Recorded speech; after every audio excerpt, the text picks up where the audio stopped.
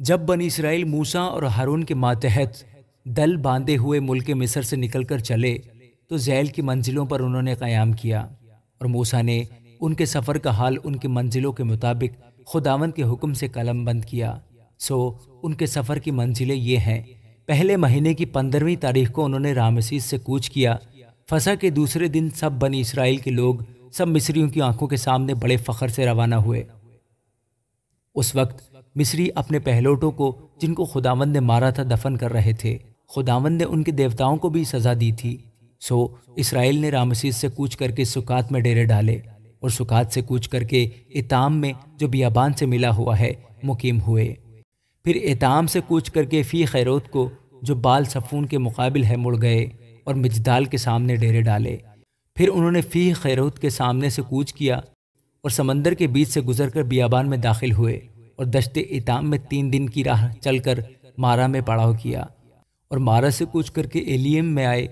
اور ایلیم میں پانی کے 12 چشمے اور کھجور کے 70 درخت تھے، سو انہوں نے یہیں ڈیرے ڈال لیے۔ اور ایلیم سے کوچ کر کے انہوں نے بحر قلزم کے کنارے ڈیرے کھڑے کیے، اور بحر قلزم سے چل کر دشت سین میں خیمہ زن ہوئے، اور دشت سین سے کوچ کر کے دفقہ میں ٹھہرے، اور دفقہ سے روانہ ہو کر الوس میں مقیم ہوئے، اور الوس سے چل کر رفیدیم میں ڈیرے ڈالے۔ یہاں ان لوگوں کو پینے کے لیے پانی نہ ملا، اور رفیدیم سے کوچ کر کے دشت سینا میں ٹھہرے، اور دشت سینا سے چل کر کبروت حتاوا میں خیمے کھڑے کیے، اور کبروت حتاوا سے کوچ کر کے حسیرات میں ڈیرے ڈالے، اور حسیرات سے کوچ کر کے رتما میں ڈیرے ڈالے، اور رتما سے روانہ ہو کر ریمون فارس میں خیمے کھڑے کیے، اور ریمون فارس سے جو چلے تو لبنا میں جا کر مقیم ہوئے، اور لبنا سے کوچ کر کے ریسا میں ڈیرے ڈالے، اور ریسا سے چل کر کہلیاتا میں ڈیرے کھڑے کیے، اور کہلیاتا سے چل کر کوہ سافر کے پاس ڈیرا کیا۔ کوہ سافر سے کوچ کر کے ہرادہ میں خیمہ زن ہوئے، اور ہرادہ سے سفر کر کے مکی ہلوت میں قیام کیا، اور مکی ہلوت سے روانہ ہو کر تحت میں خیمے کھڑے کیے۔ تحت سے جو چلے تو تارہ میں آ کر ڈیرے ڈالے، تارہ سے کوچ کر کے متکا میں قیام کیا، متکا سے روانہ ہو کر حشمونہ میں ڈیرے ڈالے، اور حشمونہ سے چل کر موسیروت میں ڈیرے کھڑے کیے، اور موسیروت سے روانہ ہو کر بنی یاکان میں ڈیرے ڈالے، اور بنی یاکان سے چل کر ہور حجت جاد میں خیمہ زن ہوئے، اور ہور حجت جاد سے روانہ ہو کر یوت باتے میں خیمے کھڑے کیے، اور یوت باتے سے چل کر ابرونا میں ڈیرے ڈالے، اور ابرونا سے چل کر حسیون جابر میں ڈیرا کیا، اور حسیون جابر سے روانہ ہو کر دشت سین میں جو قادس ہے قیام کیا، اور قادس سے چل کر کوہ ہور کے پاس جو ملک ادوم کی سرحد ہے خیمہ زن ہوئے۔ یہاں ہارون کاہن خداوند کے حکم کے مطابق کوہ ہور پر چڑھ گیا، اور اس نے بنی اسرائیل کے ملک مصر سے نکلنے کے 40ویں برس کے 5ویں مہینے کی پہلی تاریخ کو وہیں وفات پائی، اور جب ہارون نے کوہ ہور پر وفات پائی تو وہ 123 برس کا تھا۔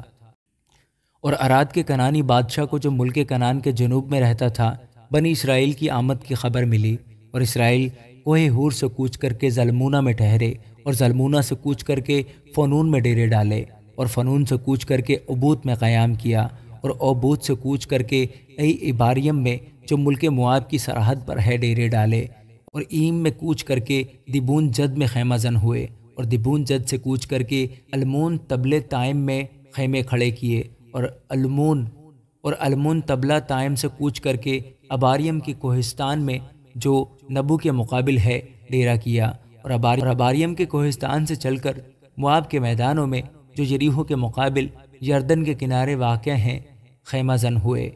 اور یردن کے کنارے بیت یسیموت سے لے کر ابیل ستیم تک مواب کے میدانوں میں انہوں نے ڈیرے ڈالے، اور خداوند نے مواب کے میدانوں میں جو یریحو کے مقابل یردن کے کنارے واقع ہیں موسیٰ سے کہا کہ بنی اسرائیل سے یہ کہہ دے کہ جب تم یردن کو عبور کر کے ملک کنعان میں داخل ہو تو تم اس ملک کے سب باشندوں کو وہاں سے نکال دینا، اور ان کے شبیدار پتھروں کو اور ان کے ڈھالے ہوئے بتوں کو توڑ ڈالنا، اور ان کے سب اونچے مقاموں کو مسمار کر دینا،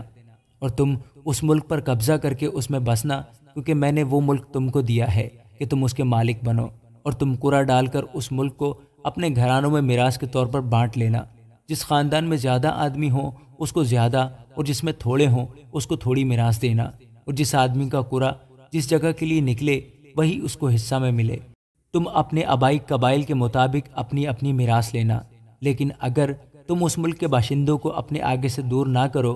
تو جن کو تم باقی رہنے دو گے وہ تمہاری آنکھوں میں خار اور تمہارے پہلوؤں میں کانٹے ہوں گے، اور اس ملک میں جہاں تم بسو گے تم کو دکھ کریں گے، اور آخر کو یوں ہوگا جیسا میں نے ان کے ساتھ کرنے کا ارادہ کیا ویسے ہی تم سے کروں گا۔ آمین۔